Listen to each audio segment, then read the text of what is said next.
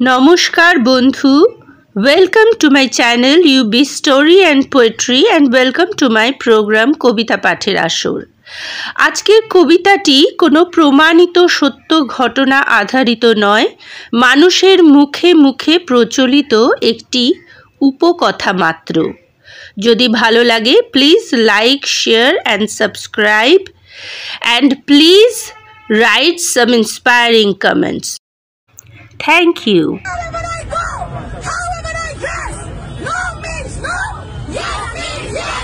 তাহলে আজকের গল্পটা শুরু করা যাক এইভাবে। তোমার আমার ঘরের একটি শিশু আদরে যত্নে স্নেহে ভালোবাসায় ধীরে ধীরে বড় হয়ে উঠছে সে।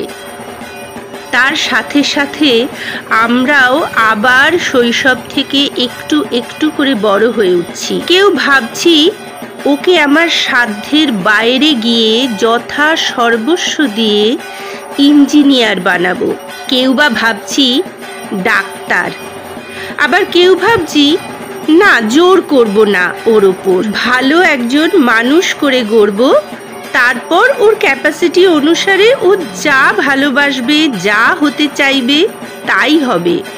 আমরা সদা সর্বদা ওর পাশে থাকব, ওর পিছনে থাকব। এই রকমই একজন ও বড় হয়ে হলো ডাক্তার।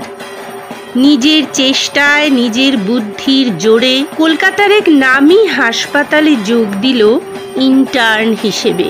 আস্তে আস্তে দিনে দিনে অনুভব করলো ডাক্তার হতে গেলে শুধু বুদ্ধি, শুধু পরিশ্রম, শুধু মা বাবার অদম্য সহযোগিতা ও প্রচেষ্টা থাকলেই হবে না, আরও একটা খুব খুব জরুরি বিষয় লাগবে, সেটা হলো কম্প্রোমাইজ।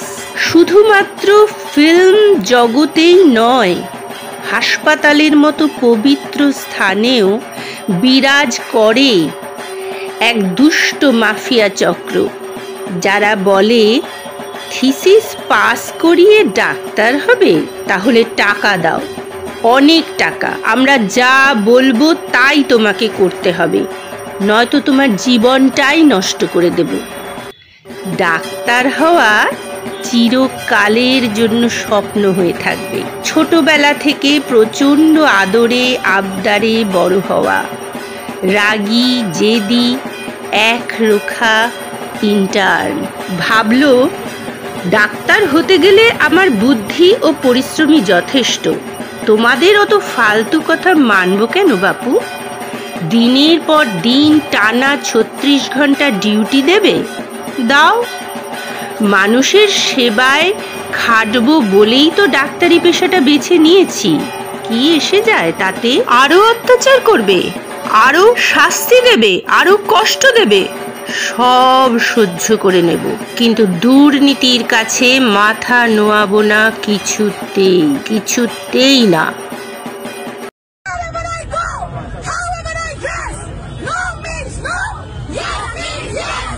এদিকে কালো চক্র আরো এক ধাপ এগিয়ে গেছে।